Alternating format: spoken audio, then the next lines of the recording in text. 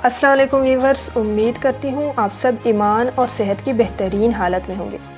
Viewers, क्या आप जानते हैं कि मल्टीटास्किंग होना कोई अच्छी बात नहीं है, क्योंकि मल्टीटास्किंग होना हमारी प्रोडक्टिविटी को कम कर देता है।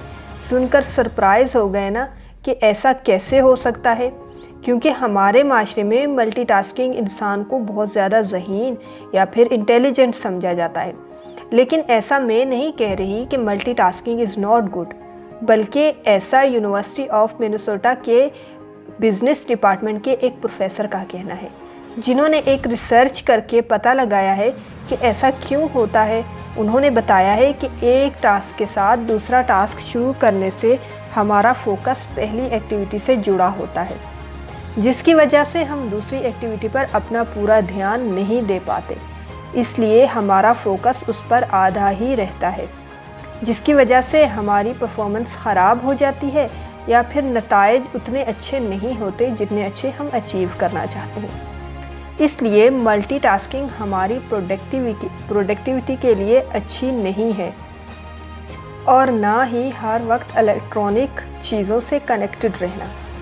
इनफैक्ट सोशल मीडिया और ईमेल को अपने वेब ब्राउज़र पर खुला रखना आपको भले ही हार्मफुल ना लगता हो, तब भी आपकी कंप्यूटर स्क्रीन या मोबाइल स्क्रीन का बार बार पॉपअप आपके ध्यान को भटकाने के लिए काफ़ी है। तो व्यूवर्स, आज हम बात करेंगे कि कार्ल न्यूपोर्ट की बेहतरीन बुक डीप वर्क पर, जो कि 2016 में आई थी। इस बुक में इस बारे में बहुत ब्रीफली बताया गया है। तो डीप वर्क एक ऐसा काम है जो हमारी लाइफ में एक अमेजिंग चेंज ला सकती है, हमारे काम और टाइम को बहुत ज़्यादा प्रोडक्टिव बना सकती है। क्योंकि आजकल टेक्नोलॉजी इतनी तेज़ी से तरक्की कर रही है कि जो हमारे काम को बहुत ज़्यादा आसान तो बना देती है, लेकिन उसके साथ साथ उसके साइड इफ़ेक्ट्स भी होते हैं जो हमें डिस्ट्रक्टिव जोन में ले जाती है। और हम कभी ख्वाब में भी नहीं सोच सकते थे कि हमारा हर काम इतना डिस्टर्ब और डिस्ट्रक्टिव हो जाएगा। इसलिए हमें बिना किसी आउटर फैक्टर के इन्फ्लुएंस और एक टाइम एक काम पर फोकस और ध्यान देने की स्किल डेवलप करनी चाहिए या महारत हासिल करनी चाहिए, क्योंकि ये बहुत ज़रूरी है कि हम डीप वर्क की प्रैक्टिस अपनी ज़िंदगी में लाएं, तभी हम कुछ प्रोडक्टिव और क्रिएटिव कर पाएंगे। यहाँ पर बात करूँगी एक रिसर्च के फिगर्स की, जो 2012 में कंडक्ट की गई थी कि एक एम्प्लॉय से ज़्यादा टाइम ऑनलाइन सोशल मीडिया पर गुजारता है। इंटरनेट टूल्स को इस्तेमाल करते हुए उसका ज़्यादातर वक्त गुजरता है। अगर वो इंटरनेट पर 60% वक्त गुजारता है तो उसमें से सिर्फ 30% टाइम ही वो ईमेल पढ़ने और उसका रिप्लाई करने में इस्तेमाल करता है। इसका मतलब वो सबसे ज़्यादा टाइम ऑनलाइन सर्विंग में ही बर्बाद कर देता है। आज की यंग जनरेशन अपना ज़्यादातर टाइम ऑनलाइन या फिर टेक्निकल टूल के साथ ही गुजार रही होती है, और तब उन्हें एहसास ही नहीं होता कि वो अपना टाइम ज़ाया कर रहे हैं, लेकिन इसे वो वक्त गुजर जाने के बाद ज़रूर रियलाइज़ करते हैं। सो मेन पॉइंट ये है कि डिस्ट्रक्शन इस मॉडर्न वर्ल्ड में हर जगह पर मौजूद है, जिसकी वजह से मल्टीटास्किंग हमारी डिफ़ॉल्ट स्टेट बन चुकी है और हमारी प्रोडक्टिविटी को लिमिटेड करती जा रही है। लेकिन अच्छी खबर ये है कि हम अपने टाइम फ्रेम को लिमिटेड करके अपने डिस्ट्रक्शन को एलिमिनेट कर सकते हैं और हमारे दिमाग को एक ही टाइम पर एक ही काम पर फोकस करने में प्रैक्टिस कर सकते हैं। सो डीप वर्क कैसे करें, इसके लिए एक स्कॉलर ने कुछ स्टेजेस बताई हैं, जिनमें से पहला स्टेज है मोनेस्टिक अप्रोच। इसका मतलब है कि एकदम अकेले रहना, ऐसी जगह पर जहां आपको किसी भी तरह की कोई डिस्टर्बेंस ना हो और ना ही कोई अट्रैक्ट करने वाली कोई चीज़ हो। दूसरी स्टेज है बाइमोडल अप्रोच। इसमें काफ़ी टाइम तक अकेले रहकर अपने मेन काम को किया जाता है, यानी जो मेन टास्क है या जो एक बिगर ऑब्जेक्टिव है, जो ज़्यादा डिज़ायर्ड ऑब्जेक्टिव है या गोल है, उसको ज़्यादा टाइम दिया जाता है और उस पर ज़्यादा फोकस किया जाता है। वो आपके हिसाब से कुछ भी हो सकता है, डिपेंड करता है प्रेफरेंस पर। और बचे हुए टाइम को बाकी कामों के लिए इस्तेमाल किया जाता है। स्टेज नंबर 3 है रिदमिक अप्रोच। ये आपके कामों को टाइम ब्लॉक्स में करने की हैबिट्स या फिर आदत को डेवलप करता है। इसके लिए आप एक कैलेंडर को यूज़ करके अपने टास्क या फिर टारगेट की अकम्प्लिशमेंट को ट्रैक करने के लिए इस्तेमाल कर सकते हैं। जैसा कि हर रोज़ 90 मिनट्स आप सिर्फ डीप वर्क को करें और अपने सबसे इम्पॉर्टेंट कामों में अपना पूरा फोकस रखें। स्टेज नंबर 4 है जर्नलिस्टिक अप्रोच। इस अप्रोच को फॉलो करने के लिए आप अपनी डेली रूटीन में से कुछ भी अनएक्सपेक्टेड फ्री टाइम ले सकते हैं। बस आपको ये ध्यान रखना है कि आप ये सारे स्टेजेस को एक रूटीन में फॉलो करें, रेंडमली इनको फॉलो ना करें। अगर आप रेंडमली डीप वर्क करने की कोशिश करेंगे तो आप वो रिज़ल्ट अचीव नहीं कर पाएंगे। इसके लिए कुछ गाइडलाइंस हैं जो कि बुक में ज़्यादा डीपली बताई गई हैं या ज़्यादा वजाहत से दी गई हैं। क्योंकि वीडियो लंबी हो जाएगी तो इसलिए मैं सिर्फ उन गाइडलाइंस में से इम्पोर्टेंट बातें ही डिस्कस करूँगी। लेकिन अगर आपको पूरी बुक पढ़नी है तो आप अमेज़ॉन से ये बुक ऑर्डर करवा सकते हैं। ये अमेज़ॉन पर अवेलेबल है। तो चलें अब कुछ इम्पोर्टेंट गाइडलाइंस को भी देख लेते हैं। इन गाइडलाइंस में पहला है अपने स्पेस को डिफ़ाइन करना।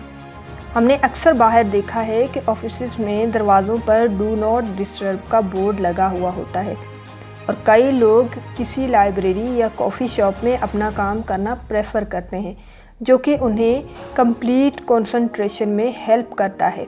मसलन जैसे हैरी पॉटर के राइटर ने हैरी पॉटर के लास्ट पोर्शन को लिखने के लिए एक होटल के रूम को रेंट पर लिया था ताकि वो अपना पूरा ध्यान लगाकर एक अच्छी और बेहतरीन चीज़ सोसाइटी के सामने प्रेजेंट कर सके। दूसरी गाइडलाइन है डिफ़ाइन योर बाउंड्रीज़। अब डिफ़ाइन योर बाउंड्रीज़ की कुछ एग्जांपल्स जैसे इंटरनेट से डिस्कनेक्टेड रहना, अपने मोबाइल को स्विच ऑफ कर देना ड्यूरिंग योर वर्क, ताकि आप अपने काम के दौरान डिस्टर्ब ना हो। क्योंकि आज के टाइम में हमारे ब्रेन को जल्दी डिस्ट्रैक्ट होने की बहुत बुरी आदत हो गई है। इनफैक्ट जहाँ भी हम देखते हैं लोग अपनी स्क्रीन से ही चिपके हुए होते हैं, गेम्स, मैसेजेस या फिर फेसबुक पर स्क्रॉलिंग कर रहे हैं। और सबसे बड़ी प्रॉब्लम ये है कि हमारा ब्रेन आसानी से डिस्ट्रैक्ट हो जाता है। और आजकल का यंग जनरेशन टेक्नोलॉजी की वजह से पपेट जैसा हो गया है।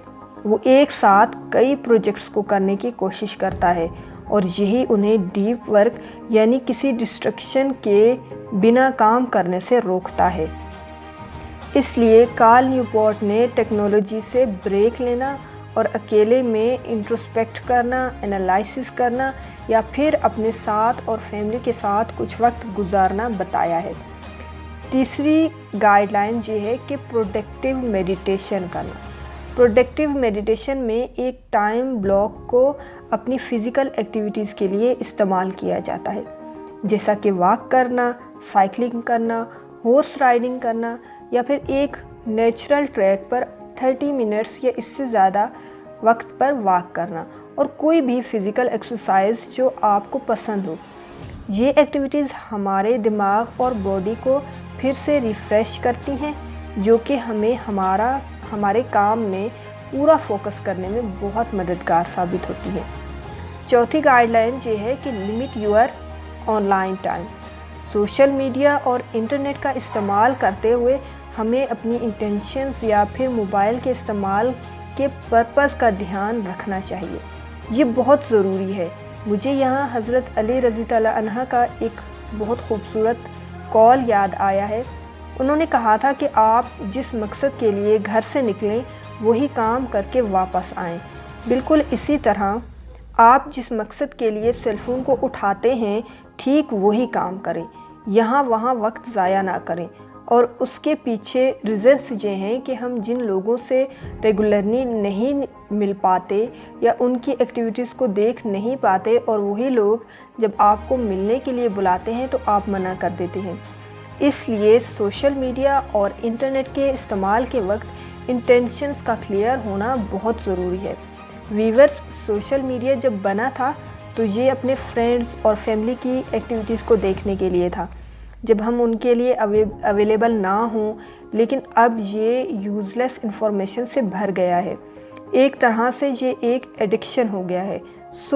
इससे बचने के लिए क्या करें? हम सोशल मीडिया इस्तेमाल करते हैं उन लोगों से कम्युनिकेट करने के लिए जिन लोगों से हम कनेक्टेड हैं।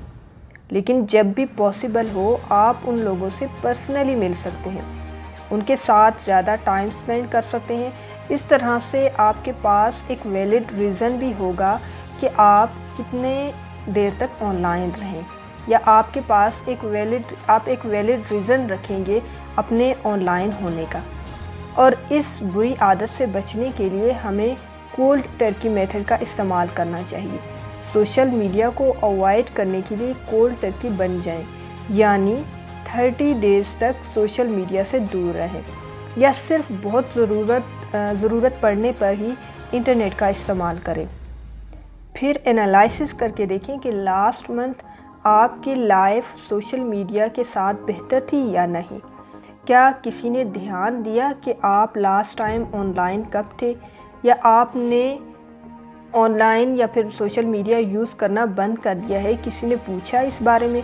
व्यूअर्स, अगर आपको इन सवालों का जवाब नहीं मिलता तो आपके लिए सोशल मीडिया बंद रखना ही ज़्यादा बेहतर है। लेकिन अगर इसका जवाब हाँ में है तो फिर आप दोबारा से सोशल मीडिया का इस्तेमाल कर सकते हैं, लेकिन एक लिमिटेड टाइम में, या फिर कुछ टाइम फ्रेम रखकर उसे यूज़ करें। एक डीप वर्क का शेड्यूल बनाएं। व्यूअर्स, अपनी एनर्जी को रिस्टोर करने के लिए वर्क और इंटरनेट मैनेजमेंट दोनों का बहुत ख्याल रखें, क्योंकि ये आपकी ग्रोथ के लिए ज़रूरी है। व्यूअर्स, कार्ल न्यूपोर्ट एक अमेरिकन राइटर है जिसने डीप वर्क बुक लिखी।